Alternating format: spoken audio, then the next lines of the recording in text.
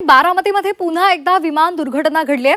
बारामती विमानतळावर प्रशिक्षण विमान कोसळले। सुदैवाने यामध्ये जीवितहानी टळलेली आहे अशी माहिती मिळते। टेक ऑफच्या वेळेलाच या विमानाचा अपघात झाला अशी माहिती आहे। बारामती विमानतळावर पुन्हा एकदा विमान दुर्घटना घडली आहे। एक प्रशिक्षण विमान हे विमानतळ परिसरामध्ये कोसळले। सुदैवाने यामध्ये जीवितहानी झालेली नाही।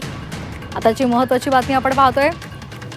बारामती विमानतळावर पुन्हा एकदा अपघात झाला आणि या अपघाताचं दृश्य सुद्धा आपण पाहतोय। जावेद मुलानी आमचे प्रतिनिधी आपल्याला या संदर्भात अधिक माहिती देत आहेत। जावेद, प्रशिक्षणार्थी विमान होतं आणि ते कोसळलंय, दुर्घटना घडलेली आहे, काय या संदर्भातली अधिकची माहिती आहे? नक्कीच बारामतीमध्ये पुन्हा एकदा जे आहे ते शिकाऊ विमान आहे ते कोसळून ही दुर्घटना घडलेली आहे आणि त्यांच्या विशेषतः ज्या ठिकाणी हे प्रशिक्षण दिलं जातं त्याच कॅम्पसमध्ये हे विमान आहे ते अत्यंत थोड्याच अंतरावरून खाली कोसळलेलं आहे। या अपघातामध्ये सुदैवाने कुठलीही जीवितहानी झाली नसली तरी मात्र परत एकदा हाच प्रश्न उपस्थित होतोय की विमान कोसळायची जी काही घटना आहेत त्या वारंवार बारामती आणि परिसरामध्ये एकूणच घडत आहेत। यावरती कुठेतरी आता शासनानं किंवा त्याच संबंधित विभागानं लक्ष देणं गरजेचं आहे, कारण अचानकपणे जे आहेत ही शिकाऊ विमानं आहेत, 2 प्रशिक्षण केंद्र बारामतीमध्ये आहेत आणि त्यावरती विमानं जे आहेत त्या थोड्या थोड्या फरकाने आकाशामध्ये झेप घेत असतात आणि प्रशिक्षण दिलं जातं, मात्र त्याची काळजी जी आहे ती व्यवस्थितरित्या घेतली जात नाही। हाच प्रश्न आता पुन्हा एकदा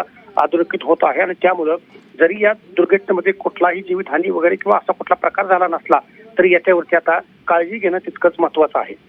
अगदी, पण यामागचं काय कारण होतं? कशामुळे, कोणकोणत्या कारणांमुळे हे विमान दुर्घटना घडली या संदर्भात काही माहिती मिळाली? अद्याप त्या ठिकाणी त्यांच्याच कॅम्पसमध्ये म्हणजे त्यांच्या परिसरामध्ये हे जे विमान आहे ते 12:35 आसपास लँडिंग करताना कोसळलेलं आहे आणि त्यांनी आत कोणालाही सोडलेलं नाही। बाहेरूनच आपण हे जे काही आहे याची माहिती मिळवत आहोत, मात्र थोड्याच वेळात त्याची डिटेल्स आपल्याला मिळणार आहे। धन्यवाद दिलेल्या माहितीसाठी।